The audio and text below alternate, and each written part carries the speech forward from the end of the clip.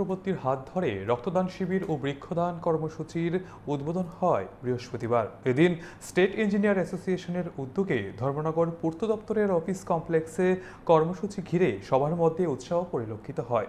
এদিন বিধায়ক রক্তদান শিবির ঘুরে দেখে রক্তদাতাদের উৎসাহ প্রদান করতেও দেখা যায়। পরে অতিথিরা বৃক্ষরোপণ করে পরিবেশের ভারসাম্য রক্ষার বার্তা দেন।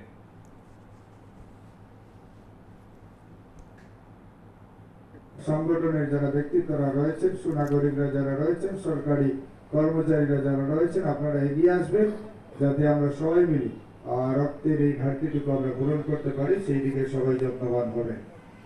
পাশাপাশি আরেকটা বিষয় যে যেসব ইঞ্জিনিয়াররা আজকে এখানে জড়ো হয়েছেন, আপনারা অনেক সমাজসেবার কাজ করে থাকেন, কারণ আপনারা যে কাজ করেন এই কাজের মধ্যে সমাজসেবার কাজটাও জড়িত রয়েছে।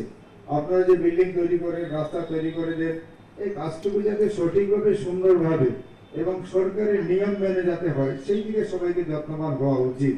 কারণ সবাইভাবে একটা রাস্তা যখন কাজ আছে নতুনভাবে, তার পরবর্তী সময় আজকালকার দিনে সব জিওট্যাগ হয়, পরবর্তী সময় দেখবেন 4-5 বছর আগে ওই রাস্তাটার কোনো স্যাংশন আসে না। কাজের কোয়ালিটি যদি ভালো না হয়, তাহলে দেখবেন রাস্তা দিয়ে লোকজন চলাফেরা করবে, ডিপার্টমেন্টকে বদনাম করবে।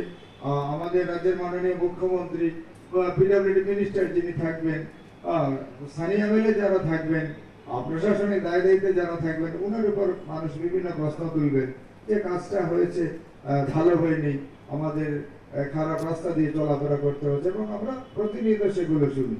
ঠিক সেইভাবে সরকারি বিল্ডিং গুলো যেগুলো হচ্ছে, আমরা দেখি সরকারি বিল্ডিং খুব অল্প দিনের মধ্যে সেগুলো কিন্তু নষ্ট হয়ে যায়, মেনটেন্যান্সের প্রয়োজন হয়। কিন্তু আমরা বাড়ি করে যে সাধারণভাবে যে বিল্ডিং গুলো তৈরি করা যায়, সেগুলো দেখি আমরা দীর্ঘদিন সেটা দাঁড়িয়ে থেকে লংজিভিটি অনেক বেশি হয়। কাজে আমার অনুরোধ থাকবে সরকারি কর্মচারী, বিশেষ করে ইঞ্জিনিয়ার মহোদয়রা যারা রয়েছেন, আপনাদের কাছে যাতে কাজগুলো সঠিকভাবে হয় সেই দিকে আপনারা যত্নবান হবেন। তাহলে দেখবেন সরকারের পয়সাটা মানুষের কাজে লাগবে। আসলে সরকারের পয়সাটা তো পাবলিক মানি, এই কথাটা সবাইকে খেয়াল রাখতে হবে।